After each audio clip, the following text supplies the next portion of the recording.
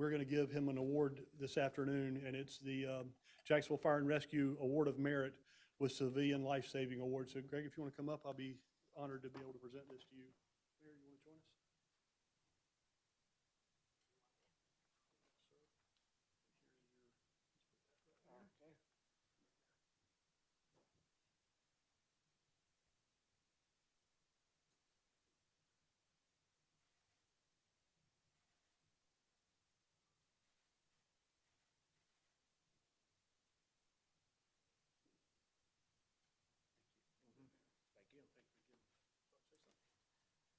Okay, I'm not much for saying anything. I'm usually the one that's in the background. I don't like all this attention.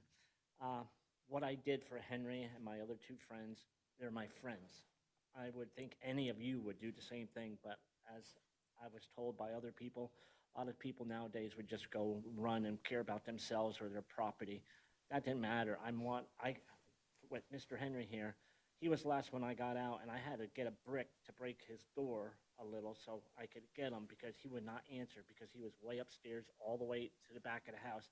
And just by looking in, all the smoke I saw, I knew it wasn't going to be good. So I just want to say thank you for this. It means a lot, but I didn't do it for this reason. Thank you.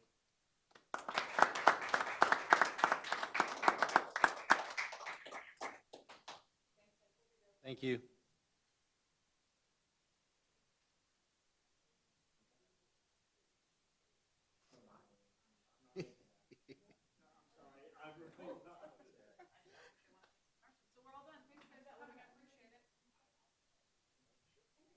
Yeah. I think Mayor Glasser did. You guys have any questions? Sure.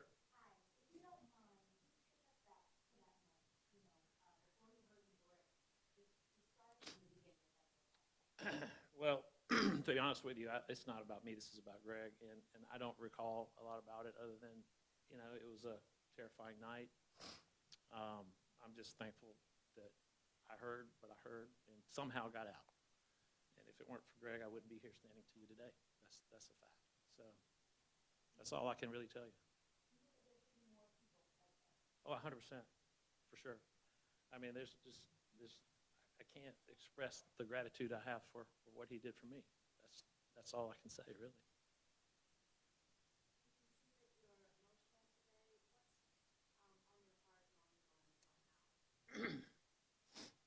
Well, just reliving it is a challenge, to be honest with you. And then listening to see, hearing what Greg did is reliving it again. So yeah, it's been an interesting few months to say the least.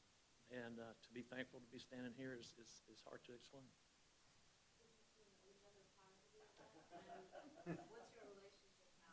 Well, interestingly, I met Greg probably when I first moved to town, as he was a resident of that house who was owned by a good friend of mine. So I've known Greg for probably 13 years or so. And I was fortunate to be able to move into that place and become Greg's,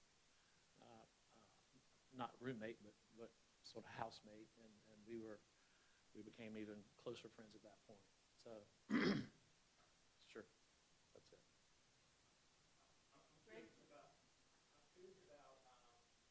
I don't mean to sound insensitive, but is there a time frame for the transplant that needs to be done for him? Okay, I've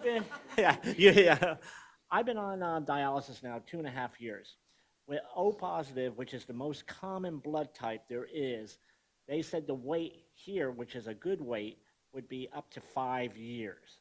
So that means for me to stay alive, okay, and I'll be honest with you, I'll tell you this in a minute. I have to go every Monday, Wednesday, and Friday. I have to be in the chair by 6 a.m., and I go until 10 o'clock. That's how long it takes for all your blood to go out of your system and back in. I have what is called a AB fistula in my arm, which they put the two plugs in. Now, if I decided, and I'll be honest, I was in a dark spot right after the fire because I'm like, I can't take anymore. I'm waiting for a kidney. I'm on dialysis. I just lost everything. I didn't even have shoes that morning I ran out. I had a pair of shorts on and a T-shirt. That's all I had left. If I would have missed 5 days in a row of dialysis, I just wouldn't wake up. What it is the toxins build up in your body. When you don't have your kidneys functioning to urinate, all your toxins stay in your body, and that's what kills people. So I could have easily just said, I'm done with it. But then I said, I got too much to live for. And you were asking about the fire. Let me just tell you real quick. I woke up at 1:30. I had fallen asleep watching TV. And I don't know if any of you will realize this, but when you fall asleep with no lights on in your living room, just a TV, there's a glow in your living room. Well, my glasses had fallen off, and I'm blind without them. So I got up, and I'm like, wow, my eyes are bad. I'm getting older. I need to get them checked. Put my glasses on, and I'm like, okay, look at the hair on my arms. I'm like, this isn't right. So I picked up my phone off the coffee table. That's the only reason that's with me. And I looked in the living room, nothing. But when I turned around to go to the kitchen, I couldn't even see my kitchen. The smoke was white, billowing up from the floor. So I made my way to the steps, ran down, knocked on the door. That apartment was totally filled with smoke. Jody was at, her boyfriend's at the other place. I got them out. Then I went to get Henry. He was the one I was most concerned about because his place, there's the living room downstairs and the kitchen. Then you go up steps and all the way towards the beach is his bedroom. So it's the furthest away. I'm pounding. Finally, I said, screw it, Greg. I went and I got a brick. He had a glass door. I was ready to break it. Well, I guess I was so nervous and upset. The first time I hit the brick, it hit the building, and it vibrated really loud, and I hear him say, what? And that's when I told him in unspecific words, to get up, there's a damn fire. He came down, and I remember him grabbing me. He goes, my eyes, I can't see. By that time, the flames are shooting out in front of me as we go down the sidewalk, and God love him, and I'm not saying nothing against him. There's a police officer at the end with a flashlight. Hurry up. I'm like, okay, you got the flashlight in my eyes. I got a guy holding me, and I got the flames this way. Put the flashlight towards the ground. He said, sorry. And as I did, all of a sudden, I heard the whole thing just go up in like a timber box. It just went, and that's all I remembered. And then I broke down. That's when I realized how bad it was. So that's it. So Greg has an amazing story. I just will say that one of the rules he laid out for me today is that he had to leave his phone on in Yeah. case he got the call for the transplant. So he's been elevated in terms of maybe consideration. So we're optimistic that maybe something will come through soon. But to get a transplant, you have to have a stable living situation so that people can check on you. And that's one of the things that maybe you or I wouldn't think about when you're trying to find new housing. He needs a stable housing environment. And of course, he doesn't have a home now. But anyway, Greg's a hero. So thank you, Greg.